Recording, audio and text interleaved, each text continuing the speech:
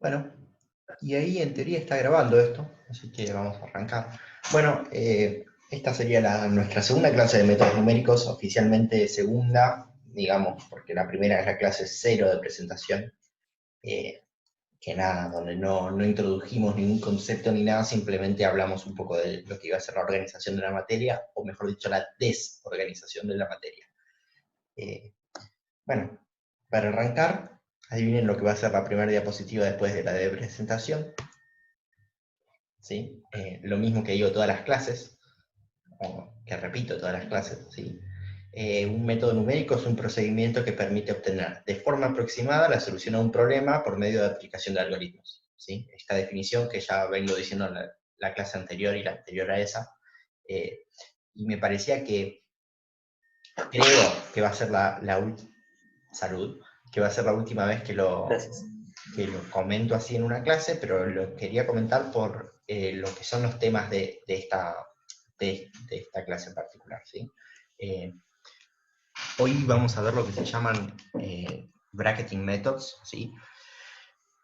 Disculpen el título en inglés, pero la verdad es que no sabría cómo llamarlos en español. Métodos de encorchetamiento, no sé, ¿sí? Sí, encierro. Quizás. Encierro. No hay una traducción así que me convence que diga qué buen nombre. Básicamente son métodos para encontrar raíces de funciones, ¿sí? De forma numérica. A lo que se refiere con el bracketing, ¿sí? O los brackets son a estos dos simbolitos que básicamente son los corchetes, que son los mismos que usamos para encerrar un intervalo, ¿sí? Esto tiene que ver con el hecho de que estos métodos van a trabajar buscando las raíces en un intervalo cerrado definido previamente. Eso lo tengo ahí, ¿no? Ese intervalo, digamos, está definido por, de cierta manera, el usuario del método, digamos, no es algo que el método no te propicia una forma de encontrar ese intervalo, sino que es algo que uno propone a priori, ¿sí? Y estos métodos van a permitir encontrar las raíces en ese intervalo. ¿En qué se basa todo esto? Eh, Básicamente en que uno va a encontrar las raíces o un valor aproximado en la raíz, no necesariamente el valor exacto de la raíz. Muchas veces, o sea, como vamos a estar trabajando de forma numérica, no vamos a encontrar la solución exacta de la raíz. ¿Cómo encuentra la solución exacta de una raíz, por ejemplo, de una función de una variable en análisis 1? Bueno, agarran, igualan a cero, intentan despejar. Es la única herramienta que tenemos. En este caso la idea es no usar eso. Bien, un segundo que está en el chat y no lo puedo ver. Javi, están diciendo algo importante en el chat. Vos si me puedes mantener un poco al tanto de eso, porque Dale, me figura el mensajito, pero no siempre me deja verlo el chat cuando estoy Tranqui, compartiendo. tranqui. Yo me encargo de esta parte. Bueno, entonces, Mm, le está pidiendo un password para ingresar. ¿Tenés idea por qué puede ser eso? un password para ingresar. No, Juan, que pausa la grabación. Creo que está ingresando a un lado incorrecto. Password para ingresar. A Javier le está pidiendo el password para ingresar. O sea, no debería. Para que vuelvo a ver si puedo volver a compartir. Solo igual, nadie más. Sí, pero es muy raro. Casi todo no debería. Ahí dejé de compartir pantalla. Javier, dijimos. ¿Javier? ¿Dijeron? Sí, sí, sí. ¿Qué Javier? ¿Javier Banfi? No. Porque por ahí lo puedo invitar directamente acá de los contactos. Los numéricos, a ver, me pide password. Vuelvo a copiar la URL y la vuelvo a mandar, pero debería ser la misma. Con lo cual.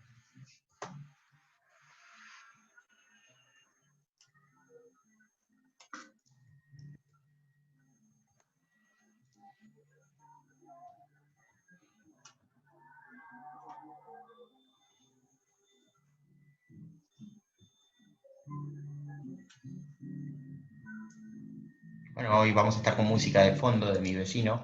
Cortesía, no sé si se llega a escuchar. Javier Núñez. Pasa que no sé si lo tengo acá. Javier. No. No.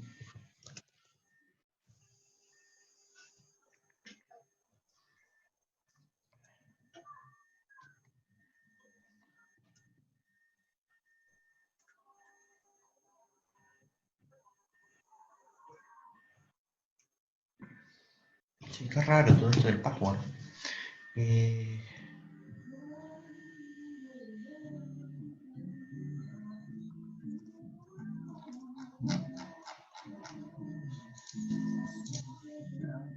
Sí, que yo recuerdo nunca le puse password a esto, a la reunión. No la consideré jamás tan importante como para poner un password tampoco.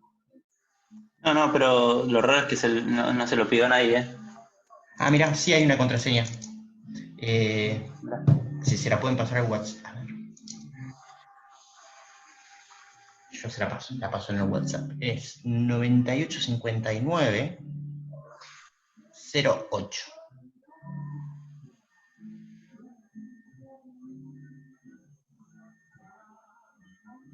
Mira vos. Pero se la puso automáticamente esa contraseña, porque nunca la...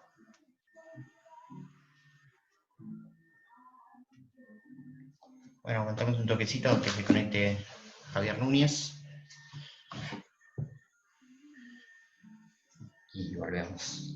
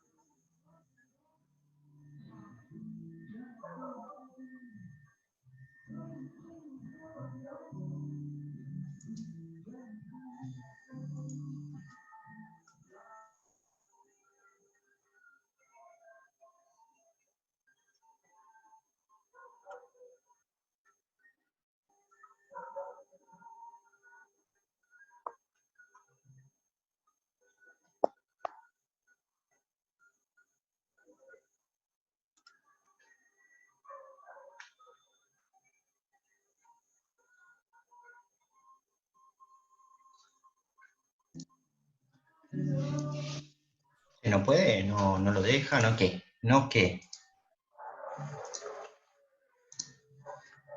No sé.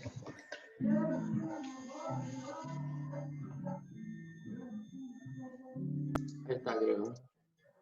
Sí, ahí se conectó. Bien, genial. ¿Estamos? Si es así, volvemos a compartir esto. Ahí están viendo todos, ¿no? Sí, calculó.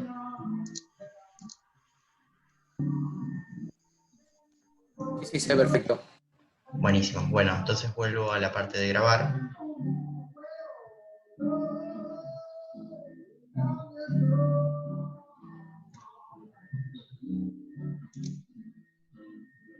Espérate. Bueno, quedan aproximadamente 10 minutos. Me va a alcanzar para terminar por lo menos el primer método. La grabación aparentemente está corriendo, así que vamos a seguir. Bueno, lo que les contaba, básicamente, los métodos de bracketing o encorsetamiento lo que hacen es elegir un intervalo en el cual van a buscar las raíces de la función, ¿sí? Necesitan algunas condiciones en ese intervalo que vamos a ver ahora para cada método en particular, ¿sí?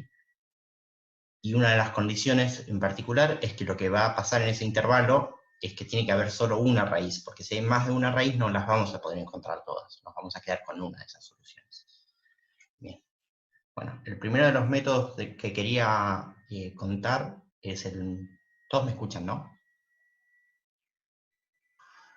Sí. Bien. Es el método de la bisección, ¿sí? El método de la bisección es, dentro de todo, me parece bastante intuitivo, me parece que está bueno darlo como primero de los métodos por eso mismo, ¿sí? Y está basado en el teorema Bolzano. No sé si recuerdan el teorema Bolzano, pero básicamente dice que dado una función f de x que es continua en un intervalo cerrado AB, ¿qué quiere decir? Que es continua desde A hasta B, ¿sí? Que no tiene ningún punto donde la función deja de ser continua, nada raro, no se quiebra, nada. Funciones clásicas, digamos, ¿sí? Buenas, bien comportadas. ¿Sí? Si se cumple que f de a por f de b, o sea, la función evaluada en los dos intervalos y multiplicada, es menor que 0, ¿sí? ¿Qué quiere decir que f de a por f de b es menor que 0? Que, por ejemplo, f de a es negativa y f de b es positiva, o que f de a es positiva y f de b es negativa. Si las dos son positivas o las dos son negativas, eso no se cumple, ¿sí? Tiene que haber un cambio de signo. Si se cumple eso, que f de a por f de b es menor que 0, entonces Bolzano dice que existe un punto C perteneciente al intervalo AB tal que f de c vale 0. ¿Qué quiere decir esto? Que si la función es continua y en un punto es negativa y en otro punto es positivo, en el medio seguro pasó por el 0, lo cual es bastante intuitivo y lógico, ¿sí? Digamos. Y basado en esto se crea lo que es el método de la bisección, donde se propone encontrar un candidato a raíz, ¿sí? Como un punto C. ¿Y qué punto C vamos a elegir? Vamos a elegir básicamente el punto que está en el medio de A y B, ¿sí?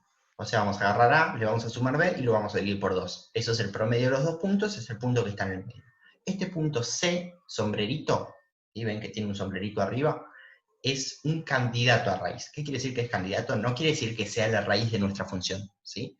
Pero va a ser un nuevo candidato, un punto nuevo donde nosotros vamos a buscar a ver si es raíz de la función o no. Entonces, ¿qué vamos a hacer? Vamos a agarrar ese C sombrerito y lo vamos a meter en F, ¿sí? Y vamos a evaluar qué pasa con f de c. Entonces, vamos a ver qué pasa cuando con f de c y lo vamos a comparar con el signo de f de a y f de b. Una forma es, por ejemplo, multiplicarlo con f de a y ver si es positivo o negativo, ¿sí? Supongan que f de a es positivo y f de b era negativo, y f de c nos da positivo. Si f de c nos da positivo, ¿sí?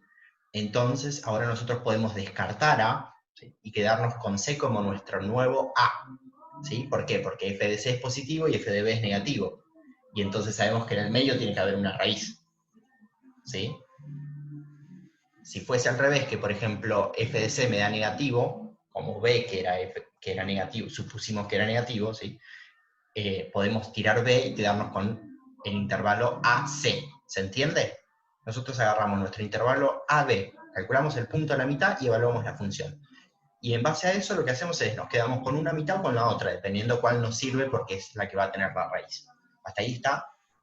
Necesito que alguno en el chat diga sí al menos. Sí, sí se entiende. Bien, joya, gracias. Buenísimo. Entonces, una vez que hicimos eso, ¿qué pasó? Nosotros teníamos un intervalo que iba desde A hasta B y lo cortamos a la mitad. Y nos vamos a quedar con la mitad de este intervalo, ¿sí? Y bueno, volvemos a hacer lo mismo con ese pedazo de intervalo. Y así seguimos repitiendo hasta llegar a una tolerancia aceptable. ¿Qué está pasando con este método? Este método no nos va a dar, salvo casos excepcionales, el valor exacto de la raíz, ¿sí? ¿Por qué? Porque nosotros estamos haciendo evaluaciones discretas y no podemos evaluar infinitas veces para encontrar el valor de la raíz, sino que lo que va a pasar es nos va a dar un intervalo, nos va a decir, por ejemplo, la raíz está en 2,5 más menos 0,1, por poner un ejemplo, no sé, ¿se entiende? ¿Por qué? Porque ese más menos 0,1 va a venir dado por el ancho de ese intervalo AB después de cada iteración. ¿Sí? A ver, ¿qué pasa con esto? Ahí está. Bueno, entonces, uno lo que puede hacer es calcular el error relativo de cada iteración, ¿sí? Que básicamente es cuál es el error después de una iteración en función del error en función del valor del tiempo anterior, ¿sí? Entonces lo vamos a calcular como el cociente de esta resta, lo que está arriba de esa resta es el valor de candidato a la raíz en el tiempo actual menos el valor candidato en la iteración anterior dividido el valor candidato en el tiempo actual, ¿sí? Pero bueno, esto se puede llevar haciendo las cuentitas, créanme, ¿sí? Que se puede llevar haciendo las cuentitas a esto que está acá en un cuadrito, que básicamente es, el error relativo va a ser la resta, ¿sí? Del punto B y el punto A en la iteración en la que estamos ahora. Acuérdense que nosotros ese A y B los vamos a ir modificando, dijimos acá, ¿sí? Que por ejemplo vamos a reemplazar el A con el C, entonces en cada I nuestro AB va a ir cambiando, ¿sí? O el A o el B va a ir cambiando, los dos juntos no cambian, cambia uno solo, ¿sí? Lo podemos calcular como esto que está acá, como la resta sobre la suma, ¿sí? Bueno, algunas consideraciones de este método, ¿sí? La primera es el intervalo de búsqueda con el que estamos trabajando, en cada iteración se reduce a la mitad. ¿Por qué? Porque si nosotros teníamos el A, por ejemplo, en 2, y el B, por ejemplo, en 5, nuestro primer candidato a raíz, C, sombrerito, va a estar en la mitad de esos dos, va a ser 5 más 2 dividido 2, o sea, 7 dividido 2, 3,5. ¿Sí? Entonces, si ahora nosotros reemplazábamos, por ejemplo, el A por ese C, me va a quedar el intervalo entre 2 y 3,5. El ancho del intervalo antes era 3 y ahora es 1,5. Lo reducimos a la mitad. ¿Sí? Bueno, también se va a estar reduciendo a la mitad el error relativo, porque fíjense que este BI menos AI sobre BI más AI también va a ir, o sea, va a ir cambiando a la mitad el numerador y el denominador. Perdón, el numerador, el denominador no. ¿Sí? Bien. Una de las ventajas de este método es que nosotros vamos a poder estar calculando el error en cualquier paso, ¿sí? A priori. ¿Qué quiere decir a priori? No hace falta que nosotros hagamos todas las iteraciones y calculemos todos los valores de C para saber qué error vamos a tener.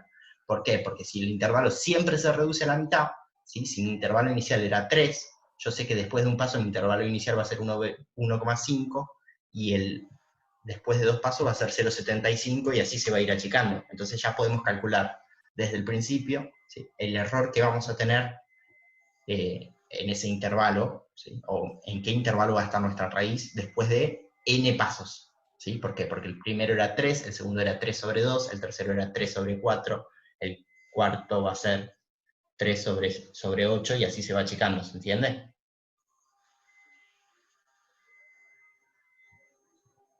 Entiende, Uli. Bien, gracias. Esto es bastante simple y yo creo que lo hice lo más compacto posible para que no se aburran y además porque creo que como es muy sencillo no hace falta meterle más para que se entienda, ¿sí? Hasta ahí estamos y ya con esto quería pasar una especie de ejemplito resuelto acá en las diapositivas. Después más adelante vamos a hacer algo en programación de la mano de Javi probablemente. Bueno, me faltaba una de estas consideraciones, que es cómo calcular el error absoluto. Es esto que les decía recién. Como en cada paso reducimos a la mitad el intervalo, el error absoluto en una iteración i, ¿qué quiere decir una iteración i? Hicimos ya i veces este proceso, ¿sí? Va a ser b menos a, que eso es el ancho del intervalo inicial, dividido 2 a la i. Entonces, en el primer paso vamos a tener la mitad del intervalo, en el segundo paso vamos a tener un cuarto, en el tercero vamos a tener un octavo y así. Bueno, ahora sí, pasando a un ejemplo, si nosotros agarramos una función, en este caso yo elegí una función polinómica porque es fácil y podríamos, si quisiésemos, calcular la raíz de forma analítica, ¿sí? Tomamos, por ejemplo, el polinomio menos 2x² más 8x menos 5, ¿sí? Y tomamos como valores de a igual 2 y b igual 5, que eran los ejemplos que estaba dando recién, ¿sí? Bueno, lo primero que vamos a hacer es fijarnos que cumpla con la primera condición. ¿Se acuerdan cuál era la primera condición que habíamos dicho? La primera condición era... Bueno, lo que les estaba diciendo justo antes de que se corte era, nosotros tenemos esto. Lo primero que teníamos que hacer es ver que haya un cambio de signo. ¿Qué quiere decir? Que el producto de f en un extremo y en el otro me dé un número negativo. Entonces, yo evalúo f de 2, me da 3, y evalúo f en 5 y me da menos 15. ¿Sí? Hay un cambio de signo. Si yo hago f de 2 por f de 3, me da menos 45. El próximo paso, ¿sí? Es poner nuestra propuesta de raíz. Nuestra propuesta de raíz, entonces, iba a estar en el medio del intervalo, ¿sí? Pero ¿cuál es el medio del intervalo?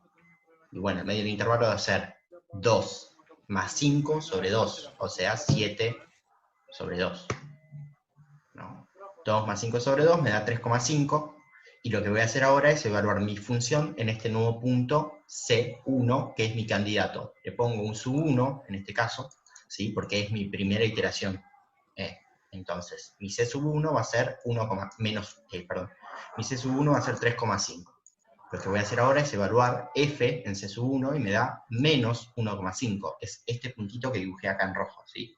No pierdan de vista que mi intervalo inicial iba desde este punto a este punto. Y ahora yo tengo este puntito que era mi nuevo candidato. Como C sub 1 es negativo, igual que B, lo que voy a hacer es reemplazar mi B por C sub 1. Entonces mi nuevo intervalo va a ir desde 2 hasta 3,5. ¿Estamos? ¿Sí? Entonces, Sí. agarro y reemplazo mi B por 3,5. Y ahora mi intervalo de búsqueda va de 2 hasta 3,5. Entonces, de nuevo, chequeo la condición de que se cumpla que hay un cambio de signo y calculo el nuevo C. Cuando calculo el nuevo C, C sub 2 lo llamo ahora, porque va a ser mi segundo paso, ¿sí? Hago el promedio entre el punto A y mi nuevo punto B, que era 3,5. Me da 2,75, que es este punto que está acá en rojo. Cuando evalúo la función, me da 1,875. ¿Sí? Entonces, como es positivo, el que voy a reemplazar en este caso es el A. Voy a reemplazar el A porque el A también era positivo cuando lo evaluaba, ¿sí? Y mi nuevo intervalo de búsqueda va a quedar entre 2,75 y 3,5. ¿Sí? Entonces, ahora, ¿qué voy a hacer? Voy de nuevo a iterar sobre el método, ¿sí? Cuando digo iterar me refiero a hacer el procedimiento del método otra vez, ¿sí? Voy a volver a iterar sobre el método. Entonces vuelvo a calcular el C, en este caso va a ser mi C3 porque es mi paso 3, ¿sí? Que me va a dar 3,125. Cuando evalúo la función en C3 me da 0,46, ¿sí? Que es un número positivo. Entonces voy a decir, bueno, mi A va a ser C3. Y ahora mi intervalo va a ir desde 3,125 hasta 3,5. ¿Vieron cómo yo achiqué mi intervalo inicial, que valía 3, en 3 pasos lo achiqué a un intervalo que vale 0,375, ¿no? Porque va de 325 a 3,5. Entonces, si yo sigo aplicando el método, el intervalo se va achicando cada vez más, ¿sí? Por ahora, en este ejemplo, yo me voy a quedar con este punto como solución. Evalué la función y me dio 0,46. Fíjense que es relativo al primer intervalo, es una buena aproximación de una raíz. Antes, o sea, mi primera aproximación de la raíz era evaluar la función en 2 y en 5 y decir, bueno, está entre 2 y 5. Y ahora yo sé que está entre 3,125 y 3,5. Achiqué muchísimo ese intervalo de incerteza, ¿sí? O de búsqueda de candidato de mi raíz. ¿Se entiende? Sí. Esa es la idea del método. Yo acá, para mostrárselos, lo hice a mano, ¿sí? E hice 3 iteraciones. Uno podría hacer muchísimas iteraciones más sin ningún problema. Si hago otra iteración, voy a volver a achicar a la mitad. Si hago otra, vuelvo a achicar a la mitad. Entonces, ese intervalo se va achicando muchísimo, ¿sí? ¿Se entiende? Esta es la idea del método. Sencillo. Sí. ¿Hasta acá alguna pregunta? No. ¿Ninguno tiene ninguna pregunta? ¿Alguno se perdió algo por no poder conectarse apenas reiniciamos la charla y eso? La idea que es encontrar el valor más chico, más cercano a cero entre los candidatos. Bien, el método está diseñado para encontrar raíces de función. Una raíz de una función es cuando evalúas la función en un punto y te da 0. Ese punto es raíz de la función. Ahora, Está bien. el método no te permite encontrar el punto exacto, sino que te va a decir, bueno, tu raíz está en este intervalo. Y ese intervalo lo vas a hacer tan chiquito como vos quieras, dependiendo cuántas veces iteres sobre la función. Claro. ¿Sí? Si lo tenés que hacer a mano es muy costoso, si lo tenés que hacer en una máquina, la máquina para estas 3 iteraciones se caga de risa. ¿Sí? Siempre y cuando uno programe Claro. el Sí. algoritmo. ¿Eso se entiende? Sí, se entiende. Bien, ¿alguno más tiene una pregunta?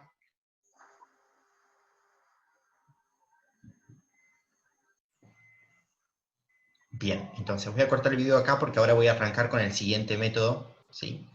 Que es parecido, pero distinto.